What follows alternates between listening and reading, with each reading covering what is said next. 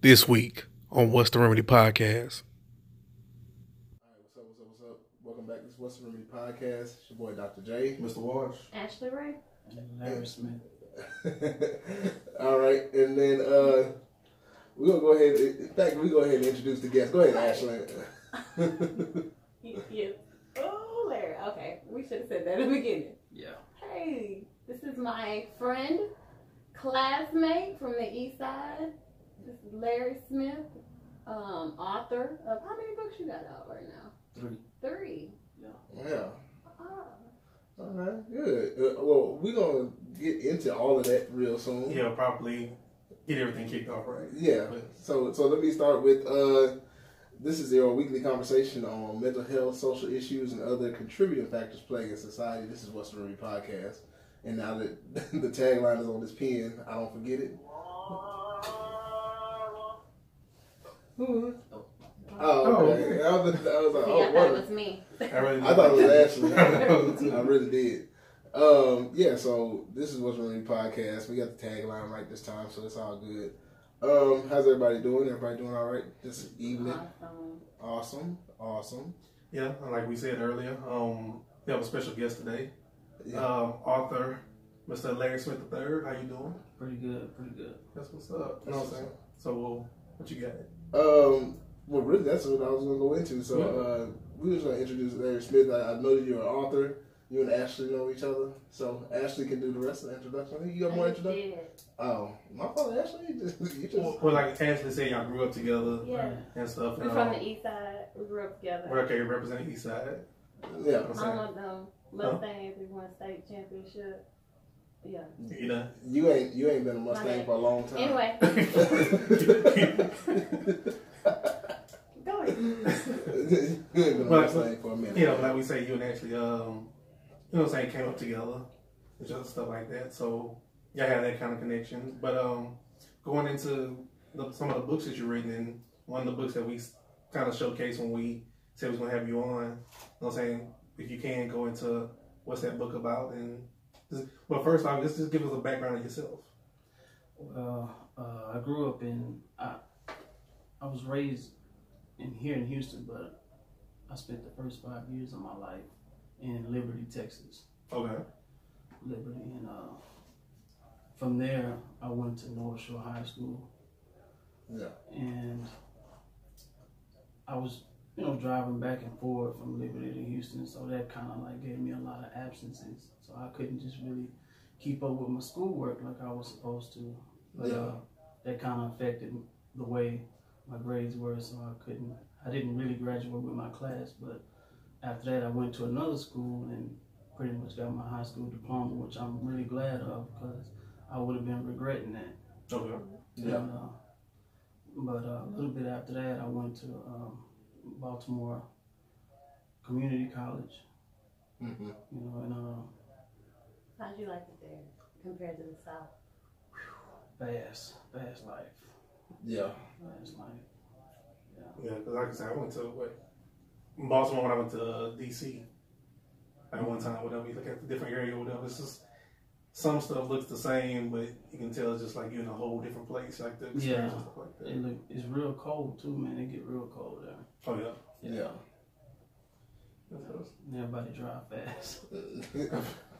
I was gonna say, I noticed that whenever I hear from somebody in the north, they always say that the south just seems so much slower than everything up north. Everything up north seems like it moves fast. Yeah. Mm-hmm. They talk faster, drive faster, everything. Yeah, so No feelings. no feelings. Yeah, they're not courteous like they are in the south. I'm sorry. What? You don't like them? Yeah, they're cool. Oh, okay. I'm sure somebody gonna say, no feelings. We got feelings. Yeah. Mm-hmm. So before we get into the book, like what got you into writing? And just the ups and downs of life. And then I started, one day I was in my room and I just started writing like poems and stuff like that. Mm-hmm. And then after I was writing those poems, I said, well, I might as well make them all, all the poems a book. Were you writing when we were in school? No, Oh, I don't okay. even. To be honest, I never would have thought I'd have been a writer because because I used to copy off of you. No, sir. Copy off the whole person. Shut up. I knew you wanted to say that. Ashley was smart. I was a little bit, you know, I had my stuff together back then. Because girl gonna be on that behind. Whatever. Don't do my mama like that. Mhm. Shout out to Gert. But but no, I'm actually happy you are writing. I remember like seeing stuff on Facebook and you was like, yeah, I'm doing this. I don't know. I used to be at Starbucks. You used to talk about taking this class and you should come out right. I was like, yeah, I'll be there. Lying. I was lying. I ain't gonna lie. Because I wanted to. That's a lot. I was like, man, you wrote a book. And it's a good book. I was like, man, okay. Thank you. It made me nervous, but it was a good book. Yeah. I was like, I really had to pray. And you have other books other than the one we're highlighting too, right? Yeah, my first book, Smiling Through the Pain, Uh-huh. and then I got another book. It's called Steps to Becoming a Writer. It's just a little monologue book teaching you steps on how to create a book. Oh, well, that's good. Yeah. I'm sure plenty of people need that. And what was the title of the first book you said? Smiling Through the Pain. And what does all that entails in that book? Pretty much life and inspiration. When like 9 years ago, when I first started, like I said, when I was writing the poems, I sat at a kitchen table, you know, every day, and I was in a 2-year depression when I wrote that book. Still don't know how I did it, but I ended up doing it, and I wrote it and put all those collections in order, and you know, I had a lot of people, you know, around me that actually did take me serious. So that's what made me, you know, complete it even more, you know. So, and then, and then after that, it rapidly started picking up, and I sold like over 900 copies here in Houston. Oh, that's really good. Congratulations. Your phone blowing up. It's hot. That's real. Oh, dead. Nah, your phone ain't dead. That's just on silent. It's just on dry. Yeah. Oh damn. It's I dry. wouldn't say your phone was New dry. year, new me. Hey, that's what I'm talking about. Hey.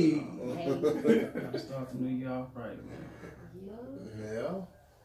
So, are we we're about to talk about the book? Yeah. Okay. You want to introduce the book then? No, you introduced your book. I was gonna say ahead. that. So this is basically gonna be our main segment. Our main segment today, we're gonna discuss this book because it's a very good book, and then it touches on a lot of issues that we really need to discuss. So for our main segment today, we'll let you go ahead and introduce your book, and then tell us a little bit about it, and then we can kind of discuss it, ask any questions or anything like that about it. So go ahead and introduce the book for us. Well, this book is called The Other Side of Ecstasy. Okay. I wrote it 3 years ago. I started writing it, and then I just now published it last year. Okay. And it's pretty much goes into detail about an incident that happened in my life due to a drug called ecstasy. And I mean, it's a lot to it. It's in a small, you know, collection, but it's a lot to it that people haven't seen, you know. So a lot of it took place here in Houston, actually on Wood Forest over here on this side of town.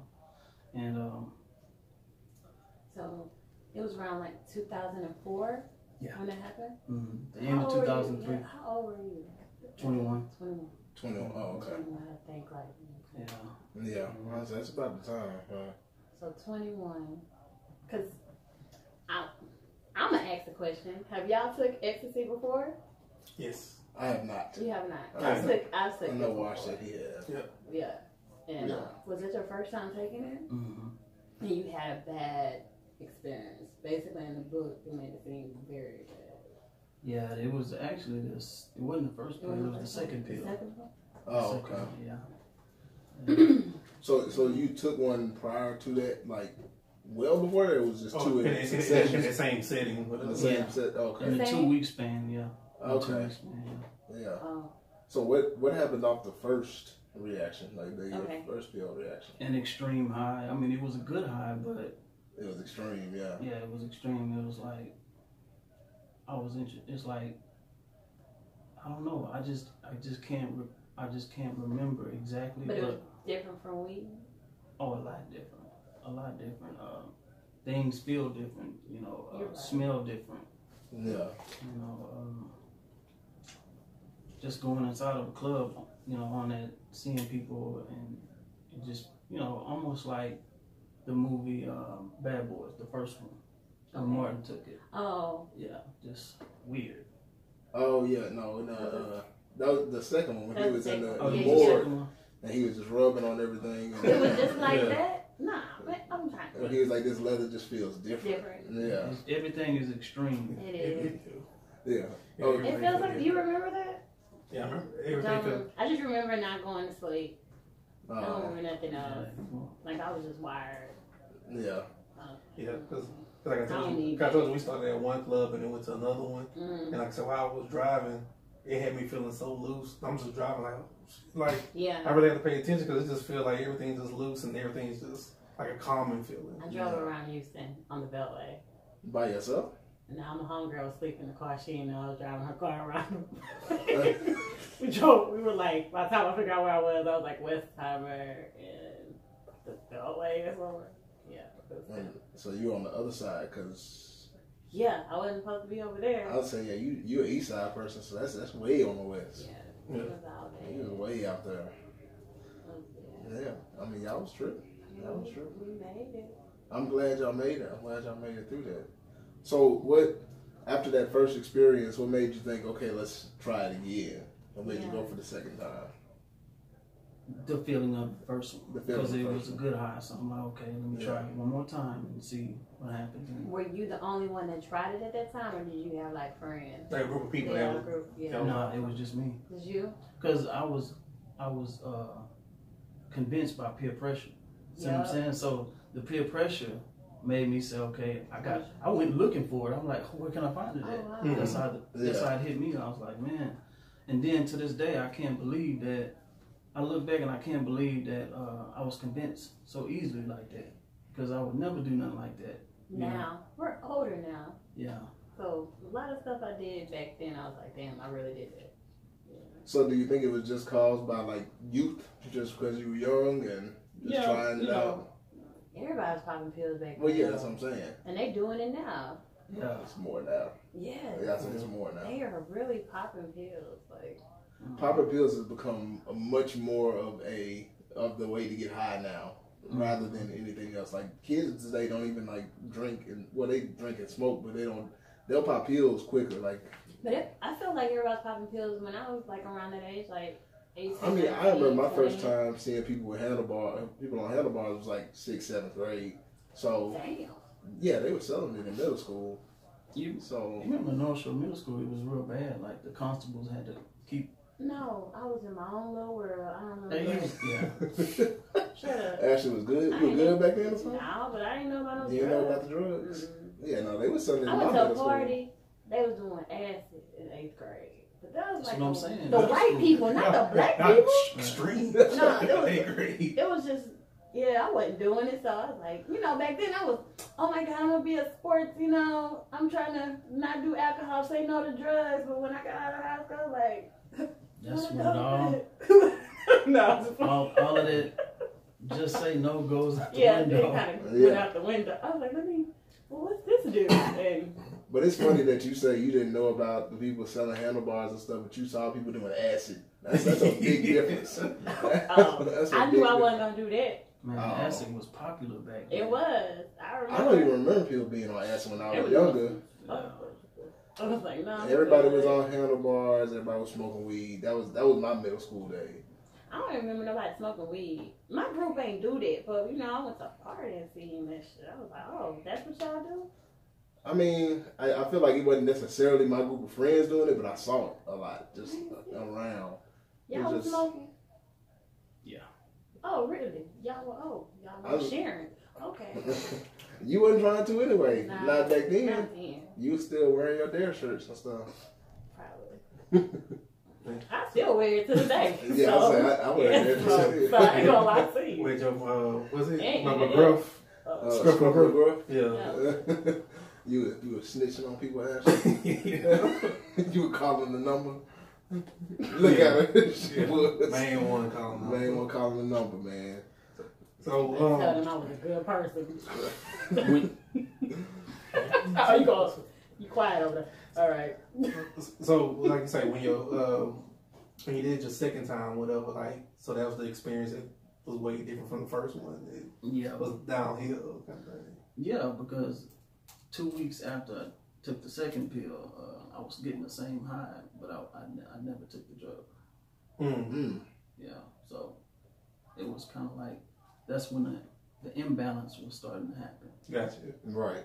Yeah. So your mind was basically taking you to the same place, but without taking the drug. Mm-hmm. So yeah, I was gonna say I was gonna get into that too. Are you serious? Yeah. Yeah, that makes sense. Explain it all. Okay, so a lot of times when people, like, a lot of things that go on in your mind are chemical imbalances. Mm-hmm. So what drugs do is they set off different neurotransmitters and things like that in your brain to make you feel like dopamine. They give you more dopamine, make you high, those kind of things. So things in your brain actually change every time you get high. But it happens because of the drugs that you're taking. I mean, but some mental illness is also a chemical imbalance. Yeah. Where your brain isn't functioning like it's supposed to function. Mm-hmm. So, like, let's say if your brain has a bad reaction to a drug, if some neurotransmitters like stop working like they're supposed to, then there may be times where they're firing wrong, or you're getting too much dopamine when you're not even supposed to be getting it. You know what I'm saying? So, like, if your mind doesn't recover from that, then there's a lot of times where it can actually mess you up to the point where your brain actually feels like it's still high, even though you don't have any drugs in your system anymore. Mm. So you want that's kind of the. Well, you need to be my therapist. Yeah. Hey, that's why I'm on the show. Yeah, I mean it's crazy because people don't really think about it that way, because it doesn't happen for a lot of people, because a lot of people, you take a drug and then it happens, your neurotransmitters change, you get your dopamine, all that stuff, and then it kind of wears off and then your body goes back to its normal processes. But every once in a while, you're going to get some people that your body doesn't recover and go back to its normal processes every time. So when that happens, then you get situations where you still feel high well after the fact, or you go into depression, you have anxiety attacks, you have, panic. Yeah, panic attacks. You have people have hallucinations, psychosomatic problems, all those kind of things. So it's kind of a risk you take every time you take a drug. Mm-hmm. Don't matter which one it is. Yeah, really. It don't matter. It could be high THC marijuana, because THC has similar kind of effects where it goes more into the hallucinogen side than the CBD side of marijuana. That's why, like, people get different strains of marijuana. You have strains that have a whole lot of THC, and you have strains that have more CBD. But people are kind of straying away from the CBD side of marijuana and going more towards THC because it gives you more of a high. CBD kind of calms you down. Like, there's a calming. Yeah, there's a calming side to marijuana, and then there's a high side of marijuana. Like, they have strains of marijuana out now, especially like when they make edibles, like real strong edibles and things like that. They have strains of marijuana that are upwards of like 25-30% THC, whereas regular weed would have been like, maybe 7% THC back in the day. Like, that was a good strain of Reggie or something like that. Up with hope, down with dope. Yeah. That's how you gotta be. And stuff, cause like I say, like I said, that whole scene back then is kind of crazy. Cause like I said, I had friends, whatever, that was popping X and stuff like that. And you would have situations where they kind of like, and then with X, whatever, you took X, whatever, you have single stack, triple, double stack. Yeah. And stuff where you can look on the pill, whatever, and it has like layers to it. Yeah. Whatever, so you know which one you take. I remember, mine was, the first one was a blue dolphin. Yeah. No, the first one was a pink elephant, then the second one was a blue dolphin. Isn't that crazy? Yeah. I remember the names. I don't remember what. You remember the names, right? Yeah. But I took only half. Like, I always took half of everything.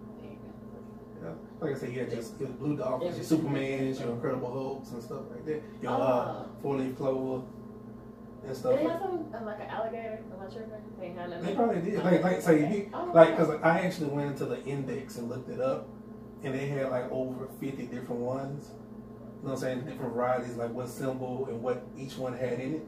Mm-hmm. Kind of thing like that for like a reference guide for it. But it felt so bad when you coming down. I never wanted to do it. But it just depends on, like I said, what you took. Because I felt horrible. Because like I said, I used to have friends where they'll pop one, we'd be out, and they'll pop one and be like, man, that hoe ain't popped yet.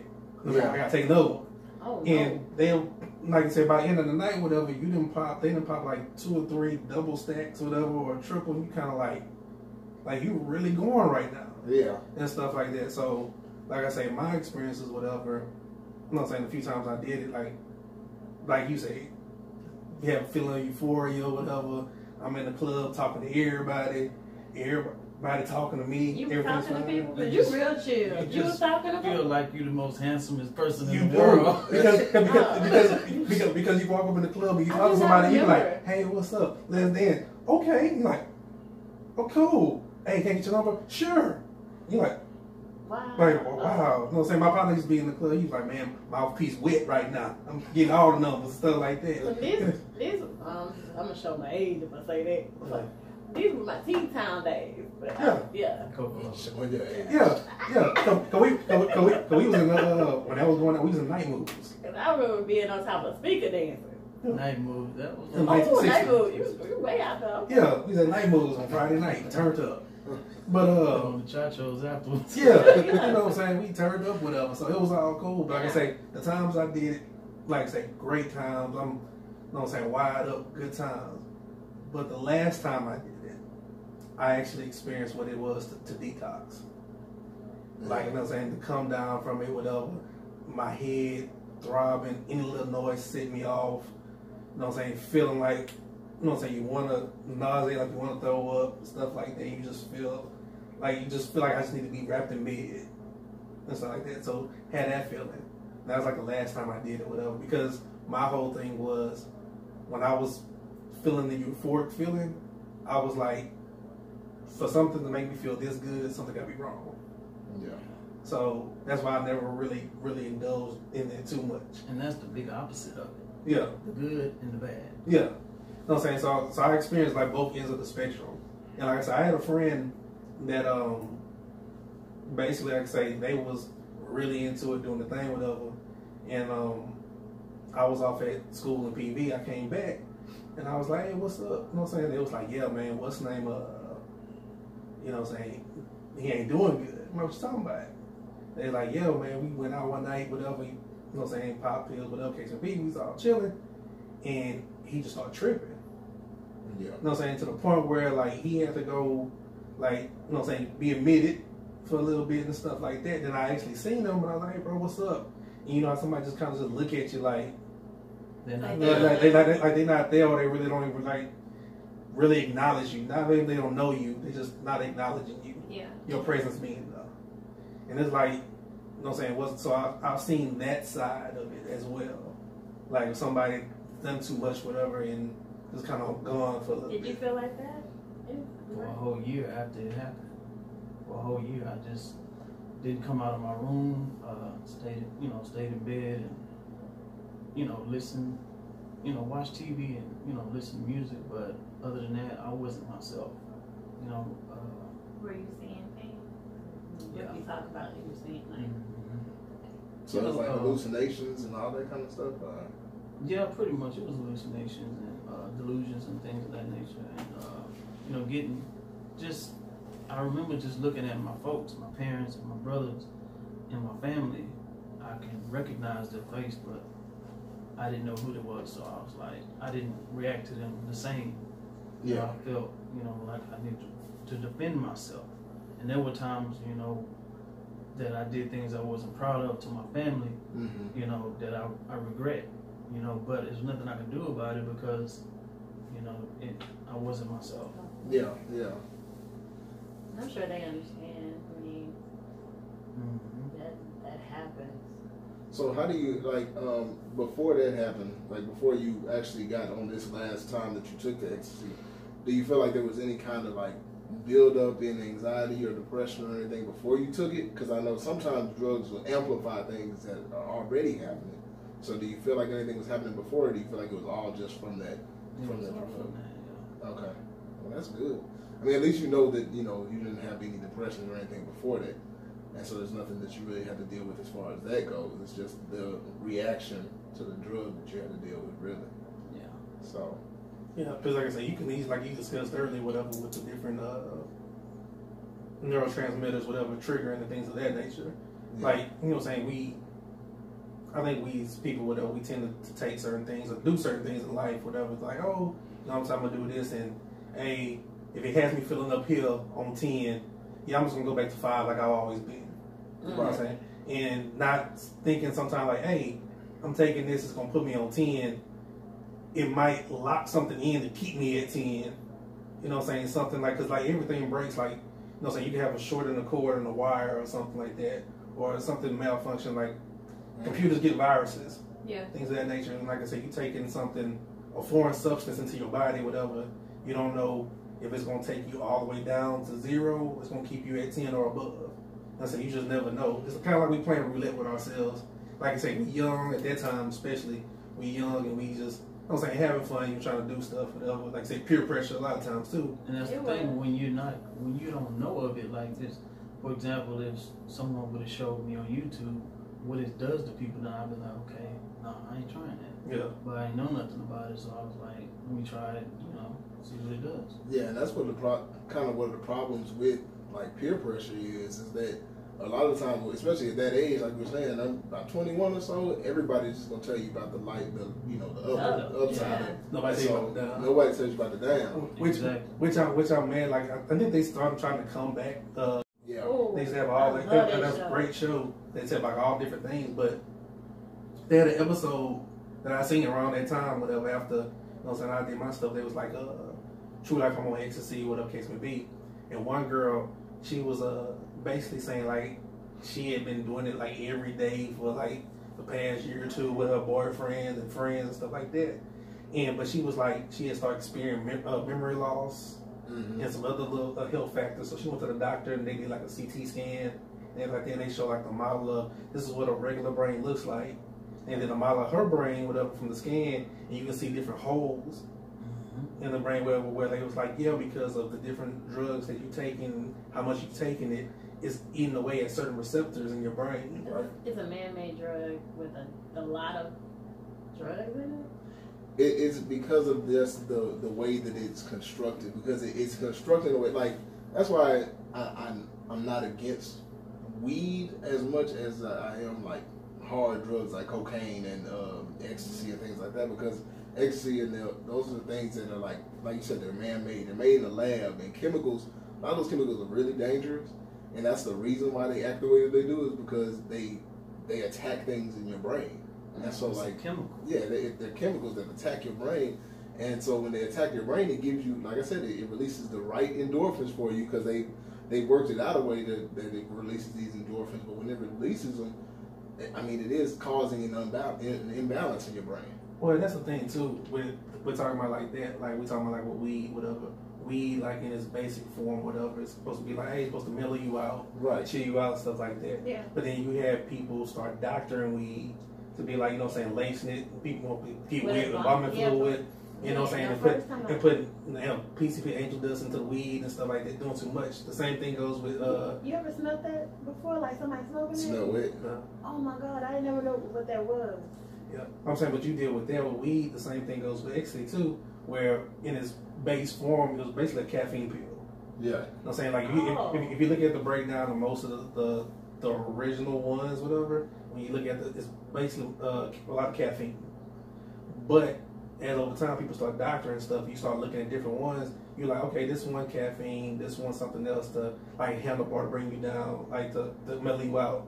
But then you start looking at other ones. Okay, this one's cocaine based. This one is heroin based. Yeah. Right. And it's like that. So you looking like, but damn, I'm putting a whole bunch of other shit that I didn't think I was putting in my body. You know what I'm saying? When you do the breakdown, because like I say, in its base form, it's just a caffeine pill supposed to have me up and keep me up, like a 5-hour energy drink, whatever. That's what Right. You know what I'm saying? But yeah, but then you have people like, since this is a man-made drug, people start Homemade. doctoring stuff. Yeah, homemade people start doctoring stuff. They be like, well, you know what? Let me put some cocaine in here to give it an extra kick. That should do make you stay up all night though, and day. Yeah. What, cocaine? No, I ain't never tried no I'm gonna cocaine. say you two lines over here. I ain't trying to judge you, but No, I'm just saying, like when I took it, I remember just staying up all day, night. I think I had to work the next day and I stayed up, like, but my whole left side was messed up. I think I was grinding my teeth. Yeah, Yeah. probably were. They can take chew gum. Yeah.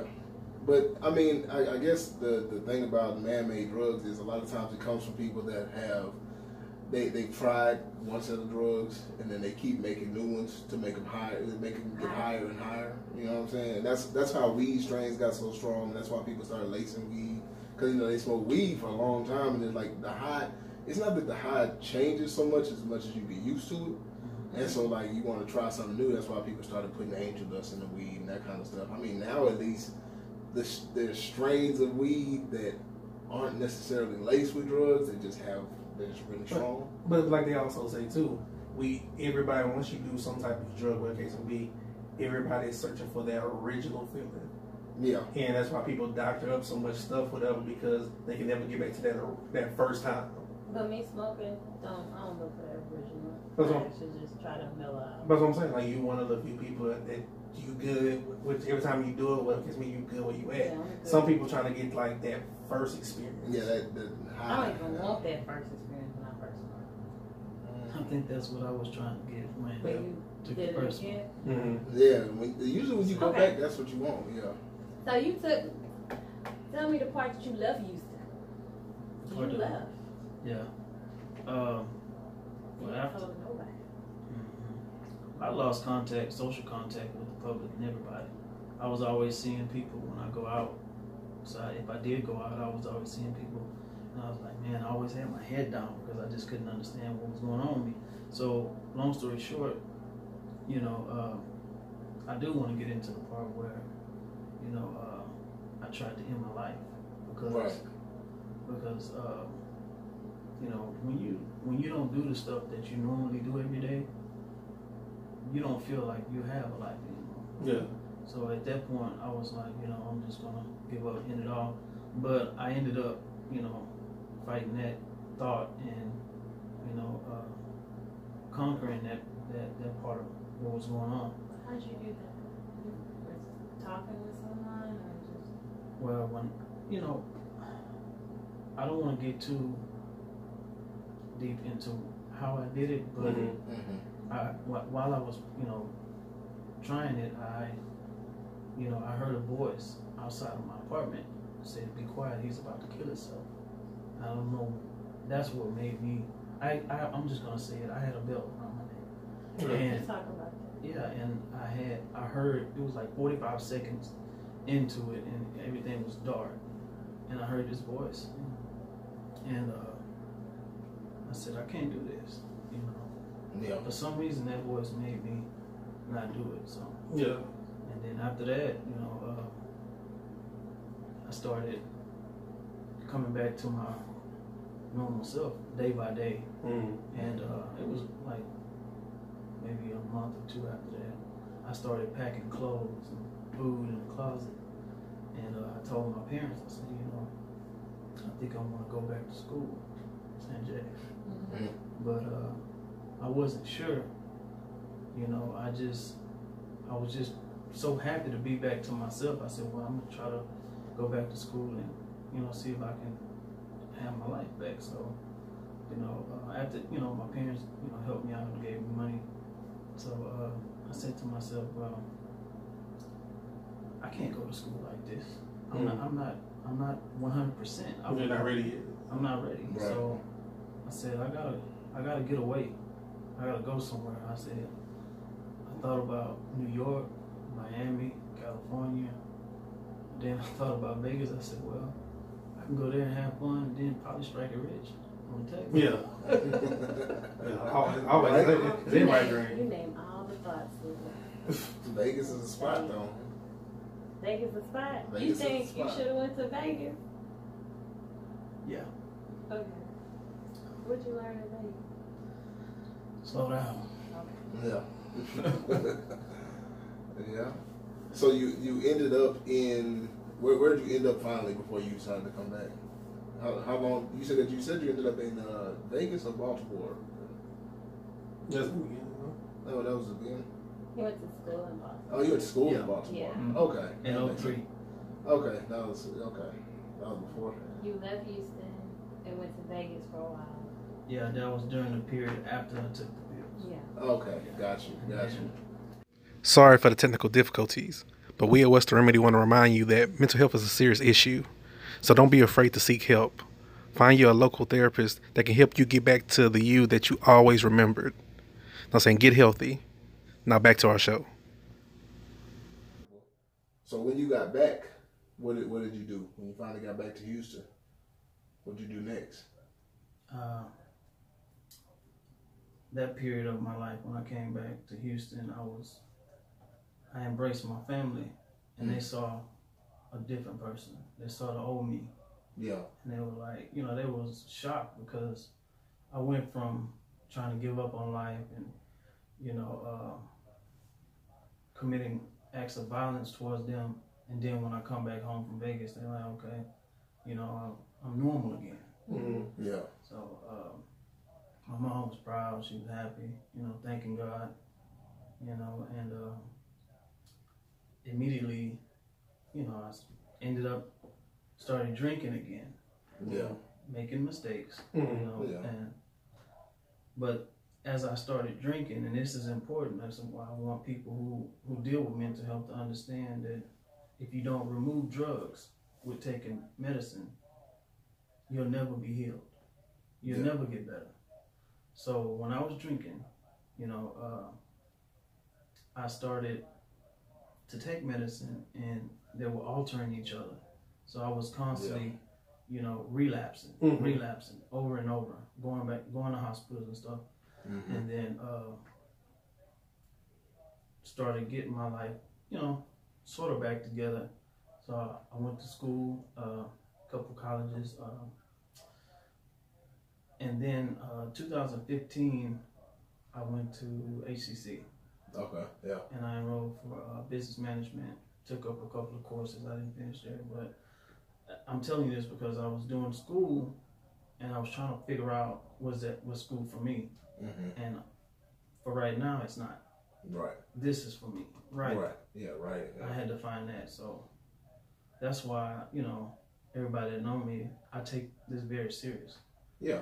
I take it very serious because I see it as two things, something that can leave a legacy for me, also take care of me in the future financially, and sends out a message to people. You know, whatever story it is, whatever book it is, it has a message, and I don't know who it's going to help, but I'm hoping it does help someone. Definitely, yeah. Yeah, like I said, it's a to do what you're doing with it. That's a real therapeutic kind of thing to do. Mm-hmm. Like I say, getting all of the thoughts and stuff in your words put on paper. You know what I'm saying? To express yourself. Like you say, and express what you're going through. That at the end of the day, hey, if it reaches somebody that might be going through the same thing, whatever. You know what I'm saying? Then you've achieved your purpose. So that's what's up. Yeah, I was gonna say, like, as far as the writing goes, I think that it's really a good thing for you, and I tell people this a lot. I mean, not everybody is gonna be a writer, because you know what I'm saying, like, but it's good to write things down. So everybody should write everything down, but if you can construct it into a way like you did into a book, that's even better. Because then not only your story gets out, you get, you know, it's cathartic for you to write it all down and get all your thoughts on paper. And then on top of that, your story is going to help somebody else. So I think that that's always something that I applaud for people, especially going through any kind of mental health things, whether it be drugs or other things. Because some people just have depression and they just need to write out how their story has been going with depression and anxiety and things like that. Because you never know how many other people are going through the same thing. And like we were talking about earlier, nobody really talks about the downside of drugs as much as, you know, the upside. Yeah. Everybody knows about the upside. You know, Future, what do you talk about? Actually, Future talks about the downside a lot, though. But he puts it in a song. Like, one of the more recent Future albums, he talks about hating himself. And, like, I think at one point he said somebody killed himself or something like that. Yeah, but you put it with a trap beat. Yeah, but he puts it on beat, and then nobody really pays attention. But, like, if you really listen close to the Future stuff, a lot of that stuff sounds like cries for help. Like, he's taking the drugs because he's doing so bad. I thought he didn't take none of the drugs he's talking about, though. He said, I heard him say that he didn't do that. I just read an interview, he said he didn't. Yeah, he don't do all that, but... Yeah. But who knows what he's doing now, though. Right, and I think that a lot of times, because even since we're just talking about drug use in general, like a lot of celebrities do that. Like a lot of celebrities, they may not have done anything. Like a lot of people that weren't on drugs at all beforehand, but they start to take them because, like we said, the first time you get a high, and then it's like you get to escape whatever you're going through, and you forget how much stress is on like these people that are famous. Because I mean, imagine not being able to go to Target to go buy anything. That's true. And so now you dealing with that with drugs, and then now all of a sudden you got to come down from that. And so then you see people like how Soulja Boy was looking recently. Yeah. You know how Orlando Jones was looking. You know, like that. There's a downside to that drug use that people don't really tend to harp on. And that's the bad part about it too, because like we talking about, somebody doing ecstasy or cocaine, just things like that nature. But you got people that never did drugs before get hooked on painkillers. Yep. And that alters their whole state of mind and everything like that. Or what's the like Xanax? Xanax, Oxycontin, Yeah. like that. Yeah. I was say Oxycontin, everything. My mom real quick to give me a pill. I mean, some people, and it could be something as simple as sleeping pills. Yeah, Like, I like that. Sleeping pills, I mean, Addiction is an addiction. Yeah, addiction is addiction. And people will tell you that, certain things aren't addicting, but like we said, addiction is addiction. Like, people can be addicted to weed. It may not have the chemicals in it to make you get addicted, but there are people out there that can't function without it. And if you can't function without it, that's an addiction. Yeah. Like whether it's a chemical addiction, which comes from things like ecstasy, alcohol, things like that, cocaine, like those are chemical addictions. But some things, people have psychological addictions like sex, weed, things like that. When you have those kind of addictions, it's the same thing. Like you still feel like klepto, people really have that problem. OCD people have that problem. Yeah. They can't touch anything. Like everything seems dirty to them, so they have to clean all the time. And so it's still an issue. Sometimes it's not a big issue, but I think it's something that needs to be addressed. And I think that like I said in the book, struggle with it. Yeah, it's like something that affects your everyday life, regardless if it's something that's going to be like medically, like or taking a pill or something like that, or like you say, overly cleaning something, whatever it be. Mm-hmm. You can't leave from a certain spot because this has to be done. Or the case will be is something that's mentally altering your whole perception on stuff. Yeah, if it changes your day. So, I mean, like I said, I think that more stories like yours need to come out because it's like, I think everybody needs to know that everybody has their own struggles. And sometimes it's a struggle that people kind of deal with on their own. And like you said, it can get to a point where you become suicidal. Because, I mean, not only are you dealing with things, because like I know I've dealt with anxiety and I've dealt with people that deal with anxiety, and anxiety can get to a point where you feel like I can't get out of this. Yeah. And it's basically the same kind of feeling. It's a feeling of this is going to be me for the rest of my life. I'm not going to be able to get over this. I don't know what I'm going to do. I might as well end my life now because there's no way around what's going on in my life right now. But it's important for everybody to know that, there's other people that go through it. Maybe not everybody goes through it, but there are a lot of people that go through the same kind of things in similar circumstances, whether it be from drugs or just anxiety, where you get stuck into a situation where you don't think you're going to make it out. And the crazy thing about that is everybody that has actually stuck it out and lasted through it, they made it out in some kind of way. Yeah. And so they need to hear stories like Mr. Smith's story that where they can see, okay, this person has made it out. This person got to the same point that I'm feeling right now, to where like they wanted to end it all. They made it out of that and they made something productive from that. So I think that's like one of the most important things about the book, as far as just the therapy side of it, just from the therapeutic side of it. I also forgot to mention that during that period after I took the drugs, I was in a hospital. Yeah. I was in a hospital. My parents admitted me in a regular hospital. Right. And I was, laying in the bed, and I kind of remember that it was a couple from a church, and they had crosses in their hand. I'm like, why are they coming in with crosses? And little I know they came to perform an exorcism. Are you serious? Yeah, and I was like, but the way I was reacting, it was like crap in a movie. So I was like, because at first I was like, I told my mom, I was like, I was crying out for something like that. I was like, what is wrong with me? You know what I'm saying?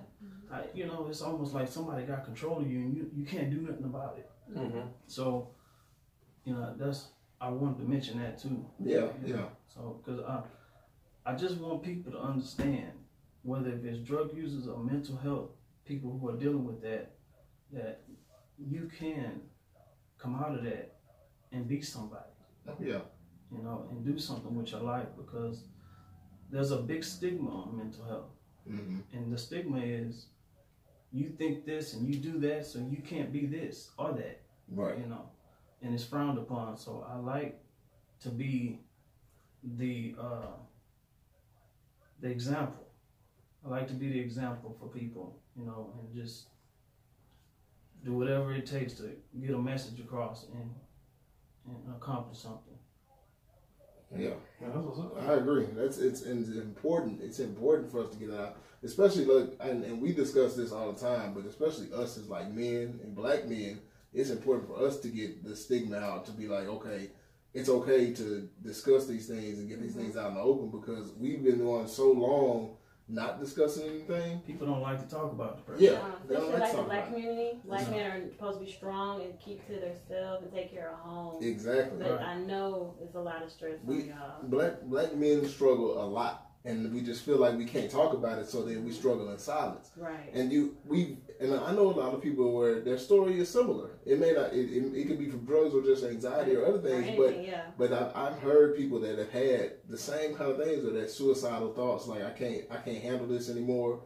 You know what I'm saying? They're ready to end it, but it's because we don't get a chance to just express all of that and talk about it, and get all that out, because you don't want anybody to think you not strong or you crazy or you soft or anything like that. So who's gonna judge you? Yeah, you don't want to be Society judged. has it like, oh, you're weak if you're feeling any type of way. Right. Like we can't feel anything. Right. You got to be strong enough not to feel it. And so I think that as men, especially black men, it's important for us to get that out. I'm glad that the movement, because I've noticed just in the podcast space, that a lot of black women are starting to come into mental health very strong. And even like counselors and therapists that I work with, there's a lot of black women that do that. But black men are still slow to that side, slow to come to therapy, slow to, actually talk about things and discuss issues that they're having, from everything. Whether it's just depression, because, men can get depressed too. Men still have to deal with bringing up children, and, a lot of people don't put that on men at all. Because they're like, that's the mama. That mama has all the stress from bringing up kids. But, bringing up kids is hard for men too. Men struggle in that too, but they can't talk about it. So all these things need to come out, and like I said, more books need to come out where people are explaining, hey, this is a struggle that I have, and then this is how I got through it, so that other people can be like, you know what, even if they don't ever come out and say it, they can read and be like, okay, this person got through it, and they struggled just like I am. I felt the same things. I was, ready to end it all, but I can make it if they can, and we can work through it from there. And I think that's really good. I had one question for you. So have you ever thought about doing more, speaking to kids, high school kids, anything like that, speaking engagements or anything like that? Yeah, I got some things coming up in February. Okay. It's the NAMI Association. Yeah. And they want me to go to different hospitals and speak to the patients there. Okay. And that's actually Yeah, that's really good. That's really good. Because it's a lot of, like you were saying, men deal with it, but I've been in hospitals where I've seen pregnant women out of their mind. Oh, yeah. It's sad because... Yeah, pregnant women deal with real bad suicidal thoughts, depression, that kind of stuff. Yeah, and then a lot of it too is that they're pregnant, but they're diagnosed. You see what I'm saying? So they have to cope with with their illness while they're pregnant. Right. And it's hard. That's got to be hard. Yeah. And that's why I asked if you were going to speaking engagement, because I think your story, like I said, it's not just a drug story. It's a life story. It's a life story. It's a coping story. Building coping mechanisms and getting through depression and getting through those panic attacks and getting through that stuff. Because I know people that have panic attacks where their whole body starts to change. Yeah. And where their heart beats too fast, they can't breathe, their stomach knots up and everything, and that's why they ready to kill themselves, but there's a way to make it through it. You even, sometimes it gets so deep, anxiety to the point where you feel like people can hear your thoughts. Exactly. Yeah. And that's when it's time to, yeah. Because that's a lot of panic. Yeah. A lot of anxiety, yeah. Yeah, it'll bring you down fast, and it's important to know that, you know, you're not alone. You're not alone in that. People have struggled with it. People have made it through it. It's funny because the past year, I've been noticing more people telling me about their having anxiety. Like they have anxiety or panic attacks. And it's like from people that are very close to me. I was like, wow, they finally talking to me about it. Yeah. And I was just like, okay, I do too. You know, when I see people with a Red Bull or something like stuff like that, I feel bad for them. Because too much of that will cause anxiety. Yeah. I mean, like we talked about ecstasy being a caffeine pill before, and I think that people don't realize how much of a drug caffeine is. And so, like, when you do a whole lot of Red Bull or you drink Monsters every day, I mean, it kind of messes with you mentally, too, for some people. Now, like I said, just like with drugs, some people can take drugs every day and not have a problem. Yeah. But other people, it ain't going to affect you like that. Is it the same with people having, like, drinking coffee? Like, every day have that coffee? I mean, caffeine is addictive. Like, that is one of the ones that we're talking about chemically addictive. Caffeine is chemically addictive. So, like, you have to drink caffeine. I don't like caffeine. Yeah, I don't like coffee, so I'm good. I had to get off the Red Bull, and I used to take the 5-hour energy, but my chest was hurting. Yeah, because people like, they gotta get their coffee, gotta get their Starbucks, you gotta get your Coke. Right. You know what I'm saying? It's like they're just to get you moving through the day, because if now you feel antsy, you feel like that, you know what I'm saying, energy level is down until you get that pick-me-up. Yeah. I mean, it's important. Like you said, it's important for people to realize that even if you're drinking a Red Bull all the time, it can be a problem. We talking about like stuff like that, like food can be like that. Because like that documentary back in the day, Super Size Me. Like when he tried to get off of McDonald's, and he was like, I just feel like trash, my head hurt, this and that. I can see that. Until he went to McDonald's to get something to eat, and he felt good. Yeah. Every time I'm trying to stop eating bad, I don't want french fries right now. Yeah, you go through withdrawals.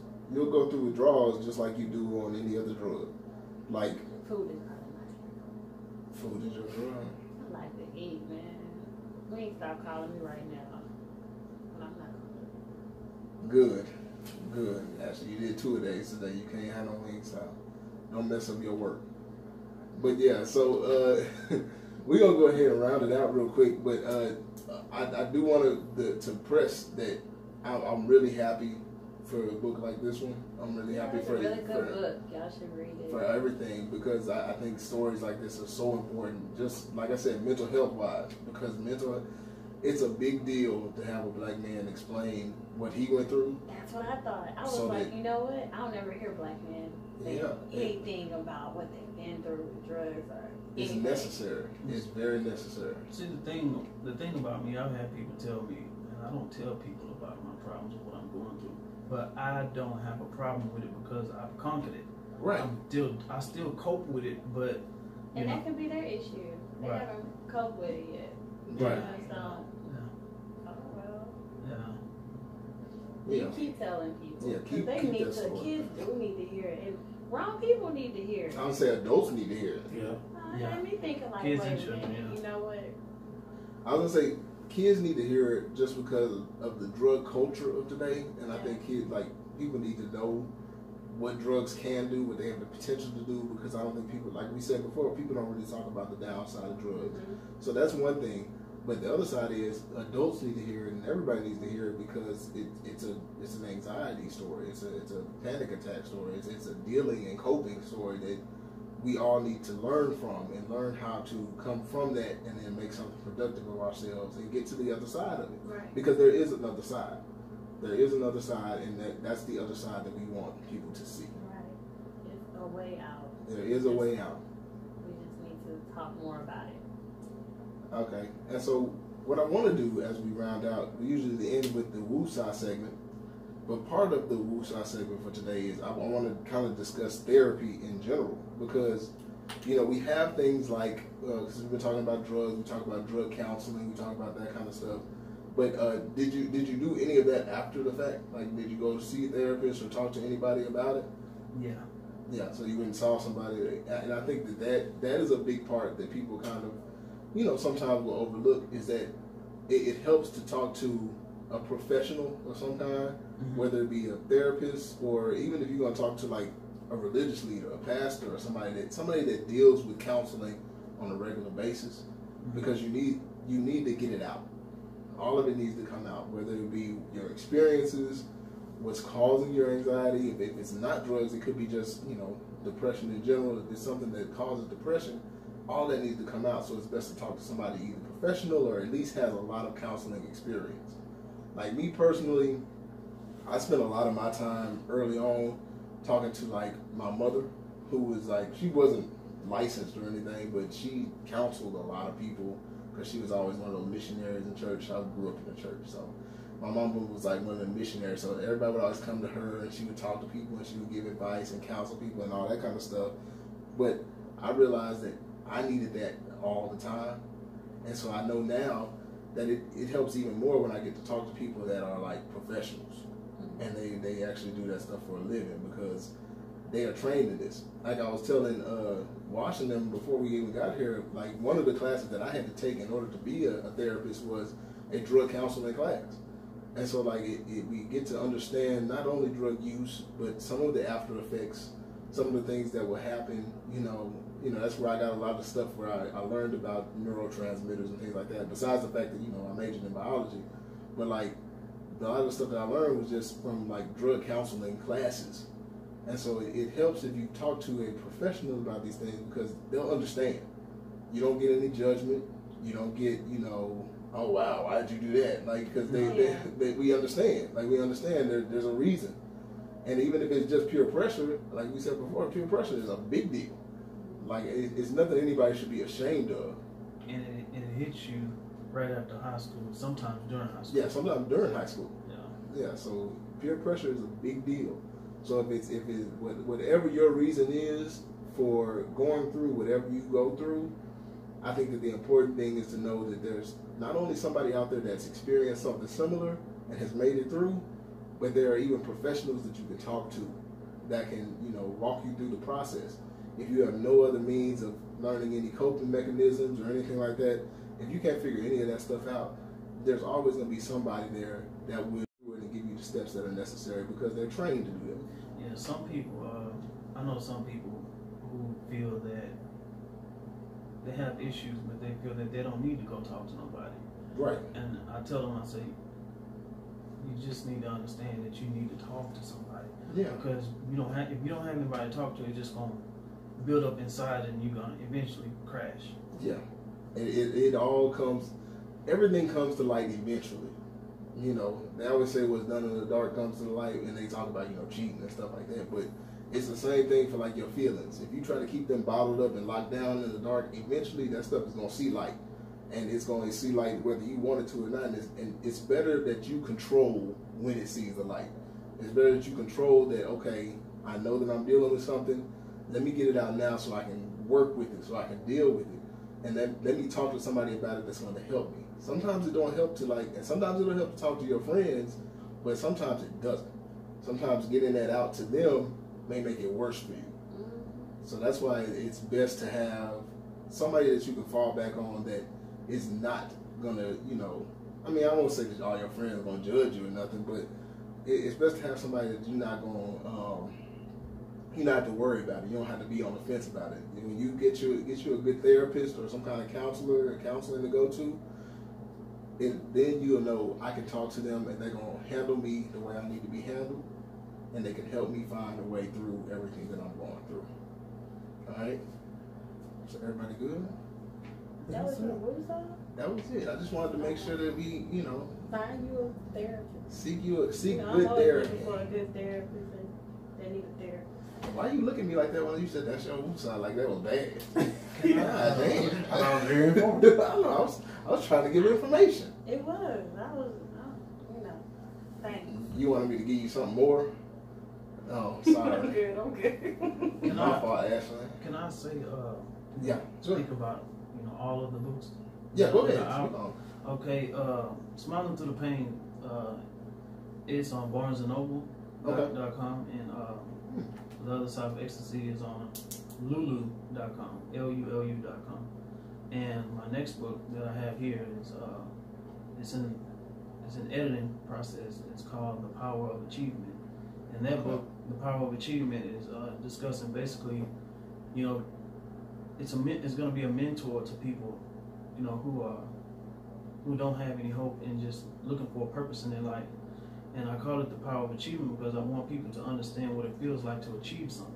Right. Yeah. The end result, being able to look at the end. When I wrote my first book, I saw it being into a book form. I saw it being in the library, which it is, and also, like, you know, I was editing it yesterday and I seen something in it that stood out to me as I was, you know, processing it. And toward the end, it said, I put,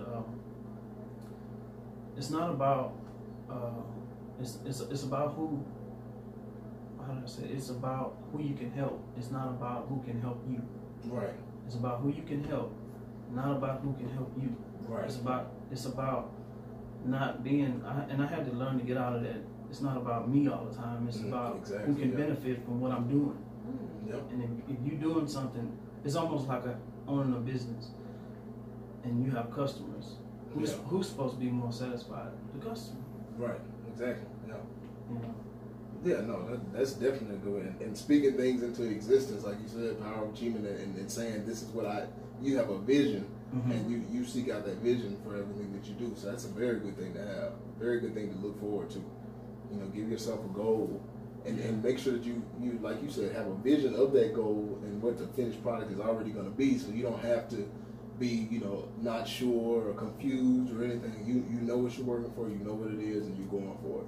Yeah. So that's really good. And so you said Smile Through the Pain is on BarnesandNoble.com? Yeah. And then The Other Side of Ecstasy is on Lulu.com, Lulu.com? Yeah. Gotcha. Okay. That's also on Barnes and Noble. The Other Side of Ecstasy is on Barnes and Noble? Okay. Yeah, but That's what you offer. that version has been, well, yeah, it's still there. Yeah. Okay. So we can probably find it either way. I would prefer people to get it from Lulu. Lulu, yeah. Okay. Yeah. So we'll do it through Lulu.com. Yeah. So Other Side of Ecstasy on Lulu.com, and then be on the lookout for Power of Achievement coming out soon. So yeah. If like I said before we get out here, go ahead and put out the different contact information for people to get to find you, like different Instagram or emails, stuff like that. So. Yeah, my Instagram is New York Times bestseller, because that's what I plan on. They speaking in existence. Hey, there you go. I plan on this book, maybe the next one, you know, to make New York Times bestseller. I mean, that's every writer's goal, to achieve, you know, its highest peak, and maybe go to London and be with a big publishing house or something like that. But, definitely.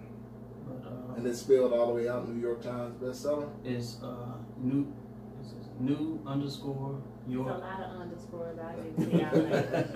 It's a lot of Yeah. New About underscore. 4 of them. About 4, so underscore after every word? Underscore after every word. Yeah, Times bestseller. Okay, I got you. My Facebook is Larry Smith III. Okay. Don't write no book about me though. I actually already started. Not me. That's gonna be a long That's one. gonna be that's gonna be a good That's read. gonna be the bestseller. It's called Ashley to Win Solo. What that mean? Hold on. Wait a minute. What that mean? I don't know. Man. Well, I say anybody's got anything else? Connection? Nah. You good? I mean, I ain't got I nothing want to else. thank Larry for coming. Oh, I for sure. appreciate y'all having me. Yeah, we happy to have you. It's always first good. guest in 2019. Yeah, 2019. Yeah, 2019. I appreciate y'all giving me this platform, because this is what I needed. You know, I just recently did another interview with Courtney Hall. She's also has a platform. Y'all should check her out. Her name is Courtney Hall. She's on Instagram. Gotcha. We'll write that down too. Courtney Hall. Yeah, nah, like I say, for the books you've written and the story that you have, whatever, it needs to be heard. So, yeah, we can help promote that out, and that's what it's all about. Oh yeah, and like I said, I always appreciate people like us that actually get this message out. because there's so many people that don't think that people like us go through this. Right. So we appreciate you coming out and giving your story, because this is what our podcast is supposed to be about. The platform is supposed to be about. Our platform is supposed to be about giving these kind of stories, and we're just happy to go into 2019 with a great story. So we're happy to have you as our first guest. And I'm also hoping that whoever is listening to this and hears it, that they probably will become comfortable with talking about their problems. Yeah, definitely. You know what I'm saying? So they can open up more. Yeah. Talk to them. Go seek a counselor. Yeah, definitely. Open up to somebody. Make sure that you get your story out. Mm-hmm. We appreciate that, man. Well, I said, that's it, man. As always, we hope you laughed a little, learned a lot. We hope we have helped you find the remedy to whatever's troubling you. This is What's the Remedy Podcast. All right, y'all.